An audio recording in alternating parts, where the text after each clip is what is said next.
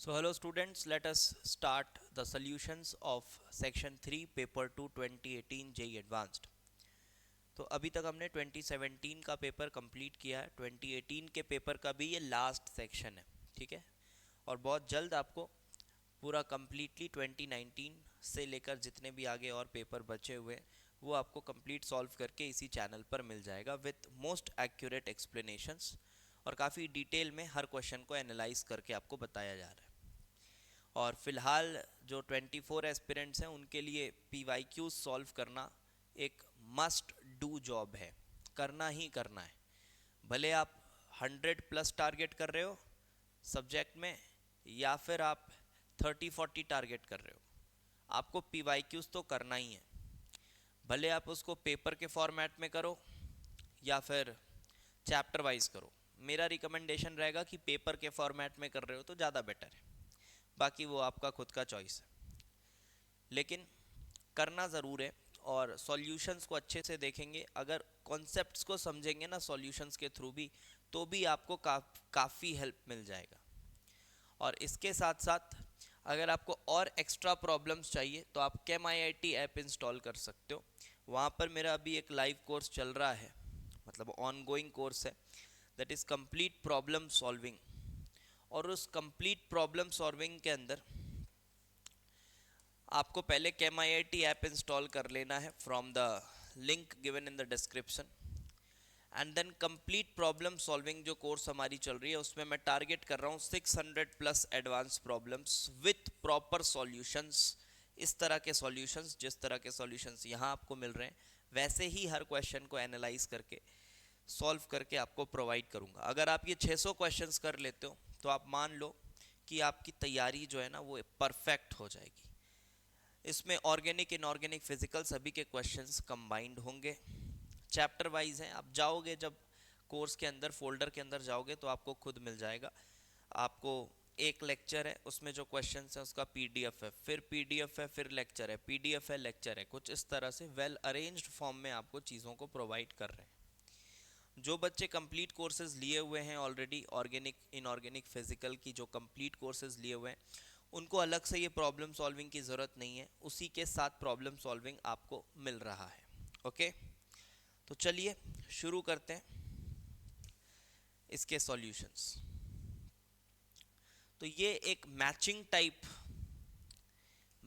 Type section है, और इसमें मेरा हाई रिकमेंडेशन रहता है कि आप ऑप्शंस को देख के काम करेंगे तो आपका काम जल्दी हो जाएगा।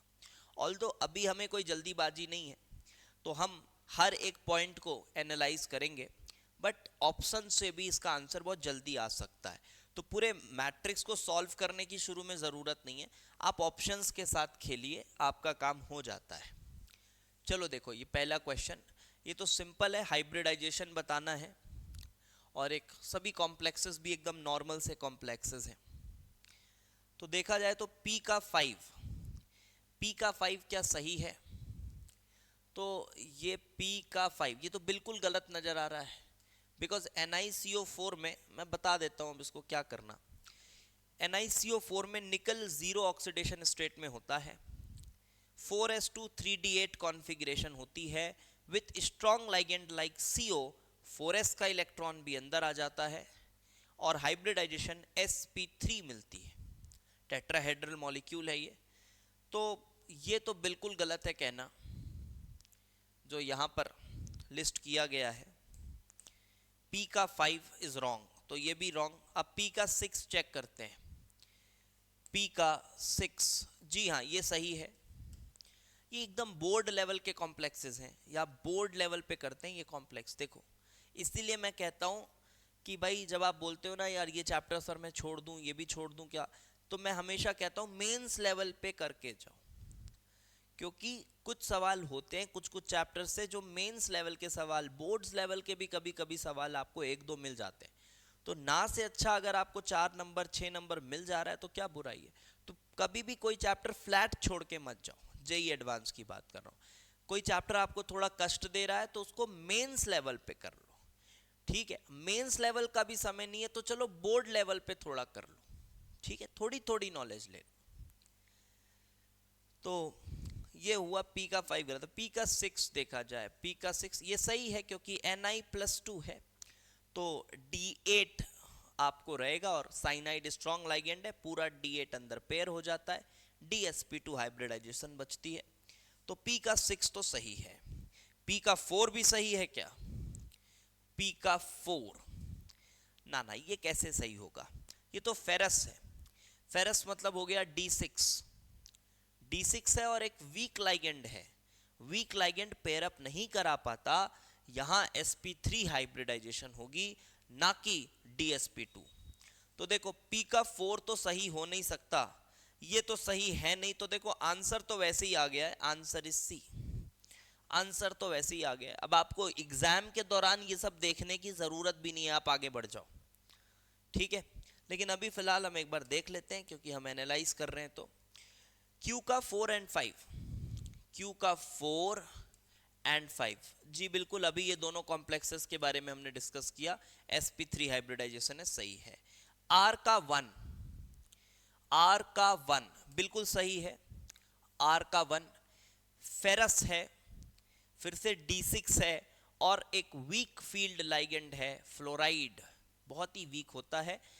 कुछ रेयर केसेस हैं जहां स्ट्रांग हो सकता है, जैसे निकल का +4, निकल के +4 के साथ फ्लोराइड एक SFL होता है, ध्यान रखेंगे इस बात को, एक इंपॉर्टेंट कॉन्सेप्ट है, कभी कभी ध्यान से निकल जाता है, याद रखिएगा।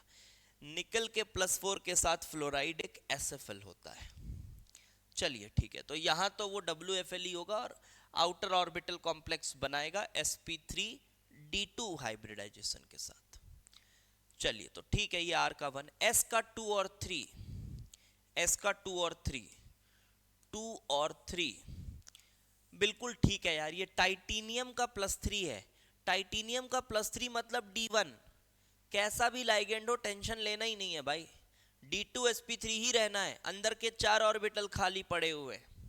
सिमिलरली क्रोमियम का +3, क्रोमियम का +3 भी, जब आप बात करते हैं क्रोमियम के +3 की, तो ये भी D3 कॉम्प्लेक्स है, D3 भी है तो पैरामैग्नेटिक रहेगा, पेयर नहीं होना, उसको पेयर नहीं होना, और D2sp3 ही यूज होगा hybridisation. So this is also correct and hence we can say that option C is correct, although answer तो सिर्फ P को देखकर ही आ गया था। अगले में आते हैं, नेक्स्ट क्वेश्चन, ये भी मैचिंग टाइप है, फिर से रिकमेंड करूंगा कि इसमें भी आप ऑप्शंस के साथ खेलें। क्वेश्चन कुछ ऐसा है कि लिस्ट 1 लिस्ट 2 को मैच करना है और ये आपका डिजायर्ड प्रोडक्ट है, और सिंस माइग्रेटरी एप्टीट्यूड जो आप कार्बोकैटायन रीअरेंजमेंट कराते हो तो माइग्रेशन होती है ग्रुप्स की, उसमें थोड़ा कंफ्यूजन रहता है, किसी किसी बुक्स में लिखा रहता है पहले एराइल, फिर हाइड्रोजन, फिर एल्काइल, कुछ बुक्स में ऐसा लिखा रहता है, कुछ बुक्स में लिखा रहता है aryl then hydrogen then alkyl, ऐसा भी लिखा रहता है। ये मैंने पढ़ाते वक्त भी बताया था कि इसका एक जनरल माइग्रेटरी एप्टीट्यूड बता पाना थोड़ा पॉसिबल नहीं होता है, कंफ्यूजन्स है, कुछ रिएक्शंस में अलग तरह से माइग्रेशन होता है, कुछ में कुछ होता है, तो आपको बता दिया गया है, क्वेश्चन में स्पष्ट कर दिया गया है कि this is the migratory aptitude you have to follow, aryl then alkyl and followed by hydrogen, this is the migratory aptitude you have to follow. तो चलो देखा जाए इनको बनाकर, आपका जो टारगेट मॉलिक्यूल है वो मैं इधर बना देता हूं, हमें ये टारगेट मॉलिक्यूल चाहिए, देखो this is our target molecule, यहां पर पीएच, एक और पीएच, एक एमई, पीएच पीएच एमई और COOH एंड COOH, ये आपको चाहिए। अब ये तो खैर यहीं से बताया जा सकता है, बहुत आसान है, पिनाकॉल पिनाकोलॉन रीअरेंजमेंट है ये नॉर्मल सा। So you have pH pH pH ME ME, so pH pH ME ME, दोनों तरफ OH है, OH है, OH है, तो सबसे पहले आप उस OH को प्रोटोनेट करते हो जहां निकलने से ज्यादा स्टेबल कैटायन बन रहा हो, तो ऑब्वियसली आप इधर करेंगे प्रोटोनेट, ये निकालेंगे, यहां आएगा प्लस, इधर से Me करेगा माइग्रेट और ये ऑक्सीजन का लोन पेयर इधर गिरेगा। तो आपके पास आएगा कुछ ऐसा, देखिए पीएच तो 2 था ही, एक Me आ गया एंड देन आपको इधर एक कीटोन मिल रहा है OMe। फिर अगर इसको मैं ट्रीट करा, मैंने थोड़ा मैं ऑप्शन देख लूं क्या ऑप्शन उठाना है मुझे। P का 1 और P का 5, देखो P का 1 तो सब में ट्रू दिया हुआ है, देख रहे हो, P का 1 सब में ट्रू दिया हुआ है और P का 5 भी ऑलमोस्ट सभी में दिया हुआ है। तो इसको P का 1 मतलब इसको मुझे ट्रीट करना है iodoform. Yes obviously it's true. अब मैं उसका आइडोफॉर्म कराऊंगा तो आइडोफॉर्म में आपको पता है कि ये पोर्शन हट के आइडोफॉर्म का येलो प्रेसिपिटेट दे देता है CHI3। अब मैं पूरा मैकेनिज्म आइडोफॉर्म का यहाँ नहीं बताने वाला, ये सिंपल सी बात है। और ये जो पोर्शन है ये ऑक्सीडाइज हो जाता है आपका कार्बोक्सिलिक एसिड में, ये पोर्शन आपका ऑक्सीडाइज हो जाता है कार्बोक्सिलिक एसिड में, PH Me COO minus like this, आप H प्लस दे दीजिए मान लीजिए, तो ये बन रहा है जी बिल्कुल। तो P का 1 सही है। सिमिलरली P का 5 भी सही है क्या, तो P का 5, अच्छा ये भी तो वही है NaOBr, NaOBr is also same as bromine plus NaOH, तो बिल्कुल आइडेंटिकल रिएक्शन है। यहाँ आइडोफॉर्म बना है, यहाँ ब्रोमोफॉर्म बनेगा। This is just another way of writing NaOH and Br2 because they normally react and form NaOBr, ठीक है, हाइपोब्रोमाइड आयन बनाते हैं वो। तो सेम है ये, P का 1 5 ट्रू है। Q में आ जाओ, Q का 3 4 और दो ऑप्शंस में बोल रहा है 2 3, तो चलो Q का देखते हैं। 3 तो सभी है, 3 4 चेक करते हैं, ठीक है चलो। तो Q पहले ये है और ये HNO2 के साथ रिएक्ट कर रहा है, थोड़ा अच्छा ऑप्शन है, इसको देखते हैं। PH Me और H, चलो ठीक है। सो इट्स लाइक PH इधर Me और इधर H और यहाँ है OH। देखो आपको ये बात बिल्कुल पता होगी कि ये NH2 है और जब इसका HNO2 के साथ नाइट्रस एसिड के साथ डाई एजोटाइजेशन कराया जाता है तो एक्चुअली ये मोमेंटरली डाई एजोनियम कैटायन बनाता है। लेकिन ये डाई एजोनियम स्टेबल नहीं है क्योंकि ये बेंजीन के जस्ट साथ लगा हुआ नहीं है, ये एक एरोमेटिक डाई एजोनियम नहीं है। आप देखें ये कुछ इस तरह का डाई एजोनियम स्टेबल माना करते हैं आप मानते हैं कि ठीक है ये ठंडे कंडीशंस में स्टेबल होता है।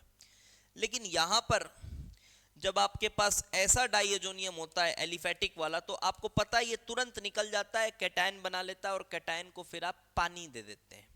नॉर्मली आप यही करते हैं, ऑल्दो यहाँ भी वही होगा बट पानी मत दीजिएगा उसको, ये निकालिएगा जरूर और ये बनेगा कैटायन। तो बस सिमिलर पिछले रिएक्शन जैसा है, वहां पर OH को प्रोटोनेट करके कैटायन बनाया जा रहा था, यहाँ N2+ को निकाल के कैटायन बनाया जा रहा है, बनेगा तो कैटायन। और ये कैटायन बनने के बाद इधर से होगी माइग्रेशन और Me और H में इन्होंने बोला है कि Me का माइग्रेशन पहले होना चाहिए, तो आप Me का माइग्रेशन करा दीजिए। तो क्या बनेगा देखिए, PH देन Me एंड यहां पर आ गया डबल बॉन्ड हो, क्योंकि ये लोन पेयर गिरेगा ना, डबल बॉन्ड OH मतलब एल्डिहाइड आ गया, ये एल्डिहाइड आ गया।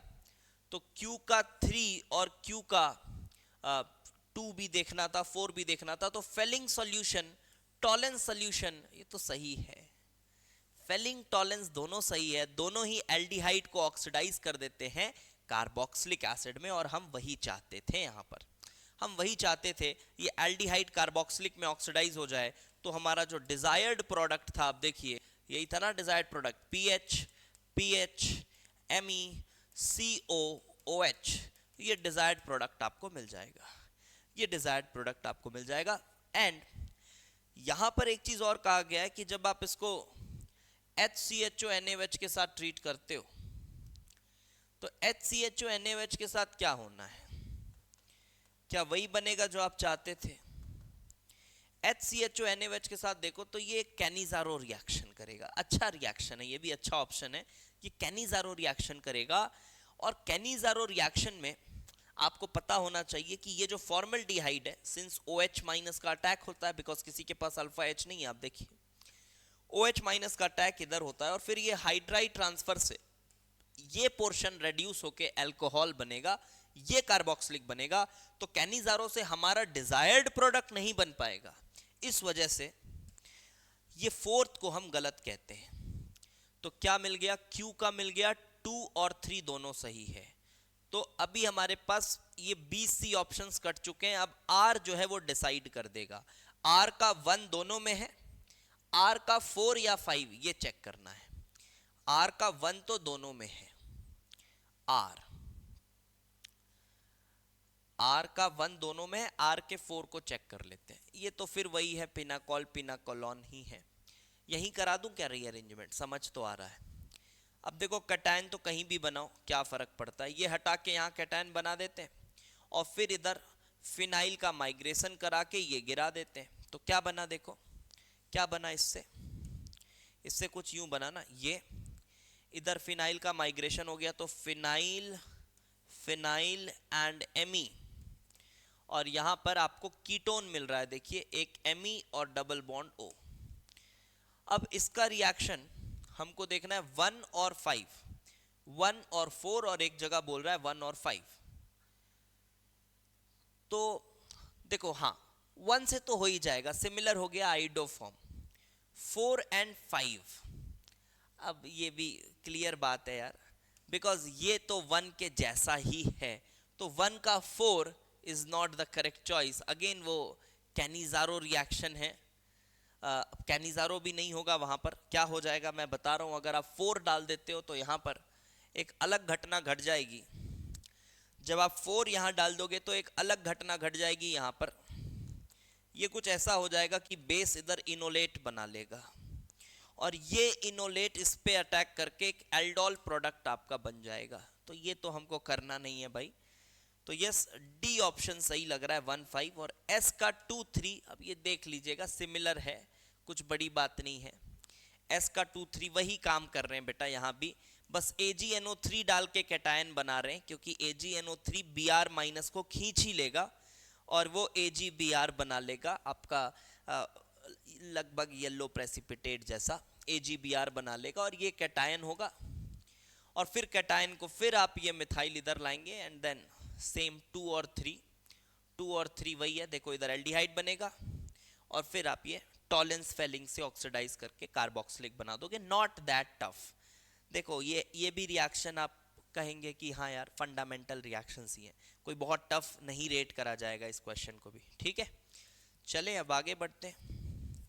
नेक्स्ट इज ओके, ये एक अच्छा क्वेश्चन है, मैं इसको थोड़ा अच्छा रेट करता हूँ क्योंकि रिएक्शन मैकेनिज्म का क्वेश्चन है और ये एक कंफ्यूजन रहता है बच्चों को अगर उन्होंने ढंग से डेटा बेस्ड स्टडी नहीं की है। थोड़ा बहुत बस SN1 SN2 ऊपर ऊपर से पढ़ लिया है और अच्छे से डिटेल में डेटा बेस्ड स्टडी नहीं करी है, तो ये प्रॉब्लम समस्या हमेशा बनी रहती है। चलिए आइए देखते हैं इन क्वेश्चंस को। अगेन वही मैच है तो आपको ऑप्शन के साथ देखना पड़ेगा। P का 1 तो सब में है, एक में नहीं है, तो चलो P का 1 पहले मैच करते हैं, क्या ये सही है? नहीं तो यहां पर ना मैं डायरेक्ट ही मैच करता हूं। P का 1, देखो जब आप इन दोनों का रिएक्शन कराओगे, अब बेटा ये 3 डिग्री एल्काइल हैलाइड है, इस पे SN2 हो पाना तो संभव नहीं है, SN1 SN2 हो पाना संभव नहीं है और ये भी एक तगड़ा बेस होता है। तो जाहिर सी बात है कि ये एलिमिनेशन करेगा, इधर से H निकालेगा, ये देखो H निकालेगा, ये गिराकर Br निकालेंगे। तो जब ये H निकालेगा तो ये टर्ड ब्यूटाइल अल्कोहल बन गया, तो P का 1 ये तो सही है। और ये वाली चीज एल्कीन बन गई है देखो, तो P का 4 तो ये बिल्कुल सही है। P का 1 P का 4 इज द करेक्ट चॉइस। पहली चीज तो ये दिख गई, 1 4 करेक्ट। दो ऑप्शंस बचे, Q पे आ जाओ, Q का 1 2 की Q का 2, Q से पता चल जाएगा आंसर क्या है। अब चेक करो Q को, देखो ऑब्वियस सी बात है HBr के साथ ये एथर का रिएक्शन है, प्रोटोनेशन होगा। क्या आपको ये पता है, ये भी NCERT लेवल की बात है कि जब भी इधर टर्शरी कैटायन बनने के चांसेस होते हैं, ये Br माइनस का इधर अटैक ना होकर ये ऐसे टूट जाता है, SN1 फॉलो हो जाता है और SN1 फॉलो होगा तो आप देखिए यहां पर एक टर्शरी कैटायन बन जाएगा और MEOH अलग हो जाएगा। MEOH अलग होगा और टर्शरी कैटायन को प्यार से ब्रोमाइड के इलेक्ट्रॉन्स मिल जाएंगे and it will form tert butyl bromide. It will form tert butyl bromide and this will not form. Along with this MEOH is formed और MEOH दिया नहीं है तो Q का 2 सिर्फ एक सिंगल मैच यही होना चाहिए, Q का 2.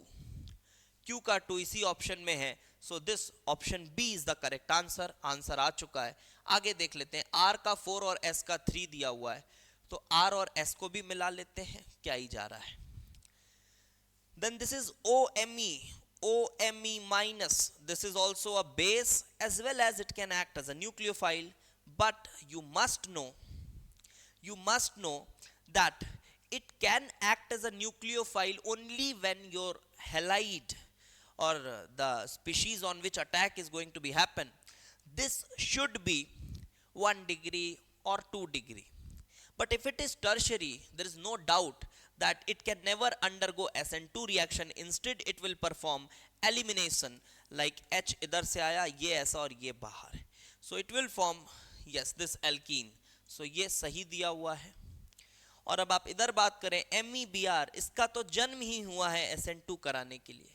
आओ मुझ पे SN2 कर दो, क्योंकि मेरे पास सबसे लीस्ट हिस्टेरिकली क्राउडेड CH3Br है और मेरे पास कोई बीटा हाइड्रोजन भी नहीं है. एलिमिनेशन करोगे कहां से. तो ये O माइनस का अटैक यहां करके आप ये Br निकालेंगे और आपके पास मिलेगा ये 3. तो इसका मैच इसके साथ हुआ. बस वही जो करेक्ट आंसर है, दैट इज ऑप्शन बी. ये 2 देखकर ही समझ आ गया था. ओके तो चलिए बढ़ते हैं. एक और क्वेश्चन है शायद, and this is from ionic equilibrium. मैं बोलूंगा ये एक अच्छा क्वेश्चन है. बहुत टफ नहीं है बट अच्छा क्वेश्चन इस सेंस में कि इस क्वेश्चन को करके ना आप पूरी आयनिक इक्विलिब्रियम का एक मेजर पोर्शन रिवाइज कर सकते हो. बहुत सारी चीज यूज में आ रही है इसमें, उस एंगल से बोल रहा हूं अच्छा क्वेश्चन है. चलो मैं एक एक करके सॉल्व करता हूं. तो पहला ऑप्शन ये बोल रहा है, सबसे पहले तो बता दिया, देखो कुछ बातें बता दिया गया है कि आप degree of hydrolysis that is H को, अल्फा को, सबको very very less than 1 approximate कर लीजिए, उसमें कोई शक नहीं है. कर लीजिए. 1 माइनस अल्फा को आप 1 लिख दीजिए, 1 माइनस H को आप 1 लिख दीजिए, उसमें कोई समस्या नहीं. 10 ml NaOH 20 ml acetic acid is diluted to 60 ml. अब देखो यहाँ भी आपके पास ये दिए हुए हैं बट इसका कुछ खास ज़रूरत अभी फ़िलहाल नहीं यूज़ करते हम सिंपली इसको लेके करते हैं. ठीक है, मैच करते हैं कौन किसके साथ मैच हो रहा है. चलिए, तो जब आप 10 ml NaOH लेते हैं और 20 ml एसिटिक एसिड लेते हैं 0.1 मोलर, तो आप देखो NaOH आपके पास कितना है. आप कहोगे 1 मिलीमोल है. NaOH आपके पास 1 मिलीमोल है. अग्रीड. सो OH माइनस आपके पास हुआ 1 मिलीमोल और एसिटिक एसिड ACOH ये आपके पास 2 मिलीमोल है. 2 ही है ना, बिल्कुल. 20 ml of 0.1 molar and further it is diluted to 60 ml. और बताना है डाइल्यूशन के बाद क्या परिवर्तन, क्या चेंजेस आए हैं. तो जब आप ये रिएक्ट कराओगे, पहले तो एसिड बेस रिएक्शन एकदम इरिवर्सिबली आप इसको अप्रोक्सीमेट कर सकते हैं, प्लस H2O ऐसा होगा. इसको आप मान सकते हो कि ये ऑलमोस्ट खत्म हो गया है. वैसे जीरो नहीं होता है कभी भी, बट आप ऐसे इरिवर्सिबली मान सकते हो रिएक्शन को, ऑलमोस्ट खत्म मान सकते हो. 2 मिलीमोल आप इसको 1 मिलीमोल मानिए and this is ACO minus and ACO minus this will be 1 millimole. अब आप देखिए ध्यान से, तो फाइनली ऐसा करने पे आपको मिला है एक buffer solution. Okay, acid and its conjugate base at approximate similar concentration you will get a basic buffer, sorry acidic buffer. नाम में क्या फर्क पड़ता है. so pH is equals to pKa plus log of ACO minus का concentration upon ACOH का concentration. look, when you dilute it there will be no changes.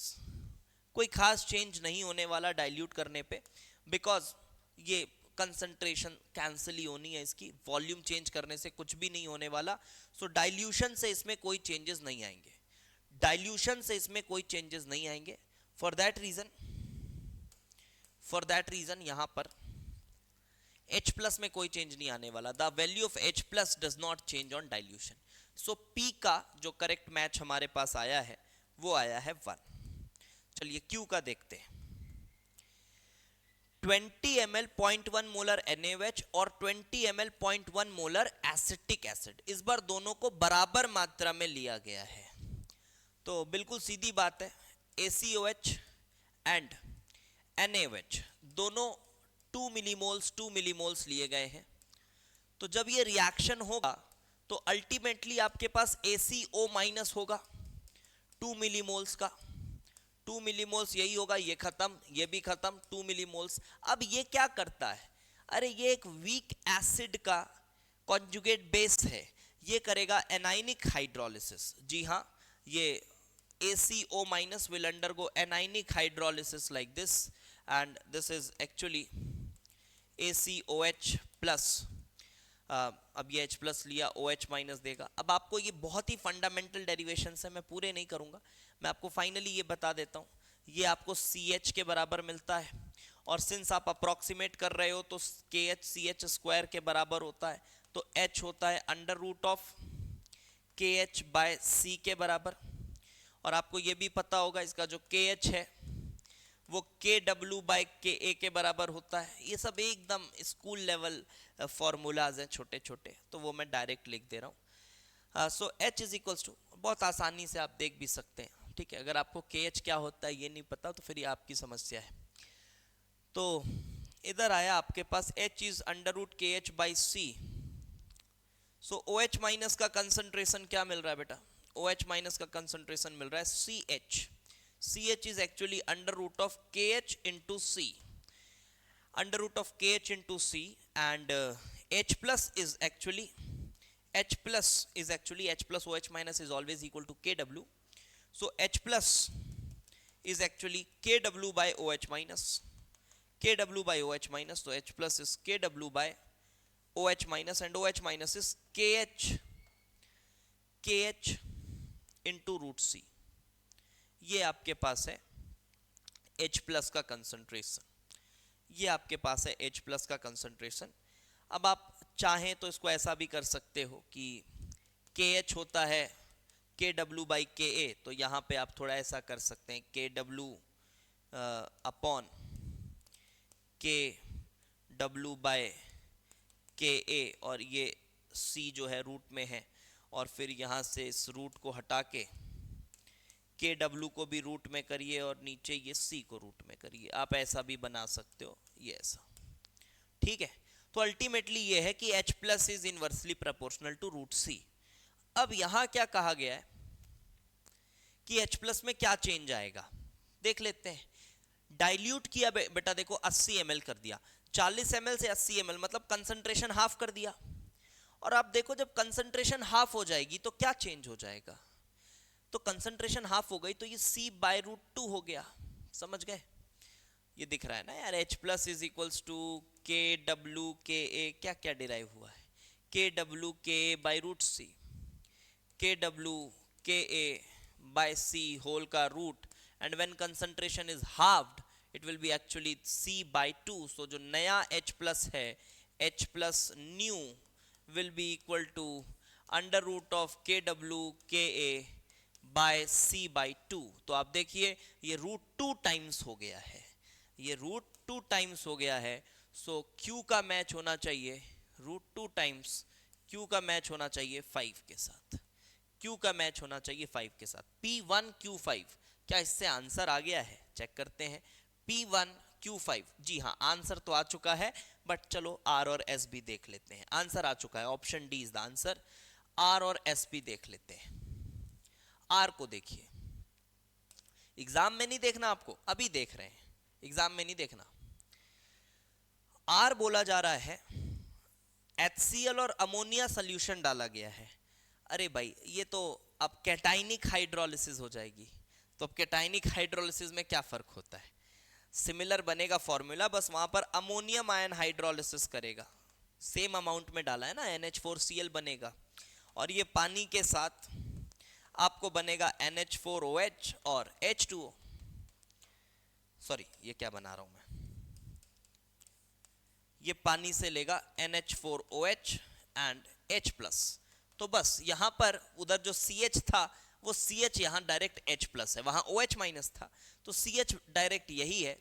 And यहाँ जो KH होता है ये KW/KB होता है, और also your H+ is equals to √of KH into C। यहाँ पर देखो डायरेक्टली प्रोपोर्शनल आ रहा है, दिख गया, डायरेक्टली प्रोपोर्शनल आ रहा है। फॉर्मूला बनेगा KW/KB into C, यही आएगा, स्कूल लेवल डेरिवेशन से ही आप देख सकते हैं डायरेक्टली प्रोपोर्शनल √CK है। तो यहां भी जब डाइल्यूट कर दोगे आप उसको 80 ml तक, तो ये C/2 यही हो जाएगा। तो एक्चुअली इधर H+ न्यू जो होगा वो 1/√2 टाइम्स हो जाएगा। जी हाँ, वो 1/√2 टाइम्स हो जाएगा, and that is option number 4। तो ये 4 है, 1/√2 टाइम्स हो जाएगा। R का मैच हुआ 4 के साथ। अब S देख लेते हैं, S क्या बोल रहा है, देखिए S क्या बोल रहा है। तो S है 10 ml आपके पास NiOH होल ट्वाइस का सैचुरेटेड सोल्यूशन है, एक्सेस सॉलिड NiOH पड़ा हुआ है, डाइल्यूट 20 ml तक कर दिया गया।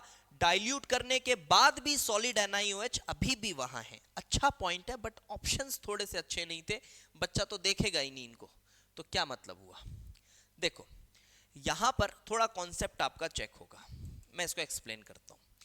NiOH सॉलिड आपके पास था, NiOH होल ट्वाइस, सॉरी, और इसका सैचुरेटेड सॉल्यूशन मतलब Na+2 एंड OH- इस तरह से आपके पास रहने वाला है।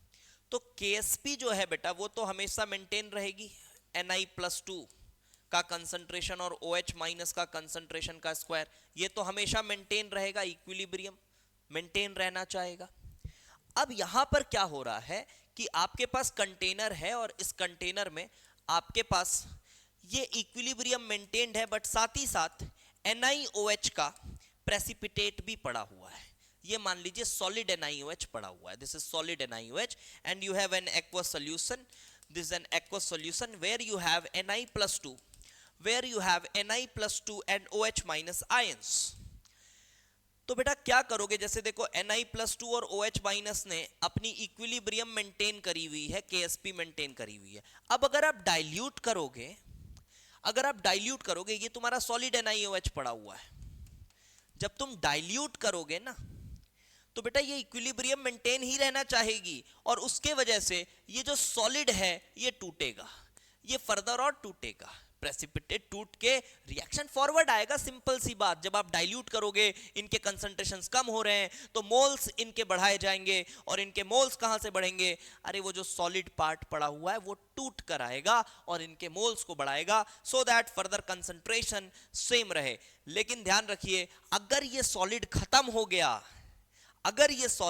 खत्म हो गया तो फिर मोल्स बढ़ाने को कोई नहीं रहेगा। आप डाइल्यूट करते जाएंगे, OH- एकदम डाइल्यूट होता जाएगा, जैसे पानी डाले OH- की कंसंट्रेशन वॉल्यूम के हिसाब से कम होते जाएगी, वहां मोल्स बढ़ाने के लिए कोई नहीं रहेगा, क्योंकि NiOH सॉलिड है ही नहीं, तो कहां से टूट के OH- आएगा। लेकिन इन्होंने स्पष्ट बोला है कि solid NiOH is still present after dilution. ये काफी इंपॉर्टेंट कॉन्सेप्चुअल अच्छा पॉइंट लिखा हुआ है, ठीक है।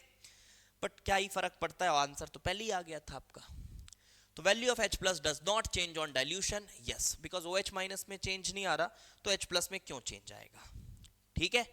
So this marks the end of our 2018 paper, yes, this marks the end of our 2018 paper. तो बिल्कुल चैनल के साथ बने रहें, वीडियोस को शेयर करें ज़्यादा से ज़्यादा, और हमको ग्रो करने में आप मदद कर सकते हैं, और मैं भी आपकी मदद कर रहा हूँ एक एक्सक्लूसिव JEE एडवांस कंटेंट देकर। ऐसा नहीं कि बस सिर्फ अभी दे रहा हूँ, साल भर से 3 साल से आपको मैं ये चीज़ें यूट्यूब पर दे रहा हूँ, 3 साल से आपको ये चीज़ें यूट्यूब पर दे रहा हूँ। और अभी और बेटर एक्सपीरियंस आपको चाहिए तो आप बिल्कुल ऐप इंस्टॉल करिए, बहुत ही अफोर्डेबल प्राइजेस में आपके लिए बहुत अच्छे इफेक्टिव कोर्सेज आपका इंतज़ार कर रहे हैं। और जो बच्चे ये पूछते हैं क्या सर वो कोर्सेज इनफ हैं JEE के प्रिपरेशन के लिए, बिल्कुल इनफ है बेटा, बिल्कुल इनफ है, ठीक है। और अभी बहुत सारे बच्चों का मैसेजेस आ रहे हैं, मैं तो ऑब्वियसली रिप्लाई नहीं कर पा रहा हूँ, तो आप ना एक काम कर सकते हैं बेटा, इस नंबर पे कॉल करके आप मेरे से कांटेक्ट कर सकते हैं, ठीक है, क्योंकि आप जनरल सॉल्यूशंस में नहीं दे सकता आपके पर्सनल क्वेरीज का, तो आप इस पे मेरे को कॉल कर सकते हो और इस पे बात कर सकते हो, ठीक है, बात कर सकते हो जो भी आपकी क्वेरी है, क्योंकि अभी बड़े बच्चे कंफ्यूज हैं कि सर ड्रॉप करें या फिर ऐसा करें, तो वो आपकी पर्सनल रिक्वायरमेंट क्या है, तो वो उसके साथ मैं आपसे 2-4 मिनट बात करूंगा, तो मैं आपको एक बेटर एडवाइस दे पाऊंगा, ठीक है। Okay then, thanks for watching.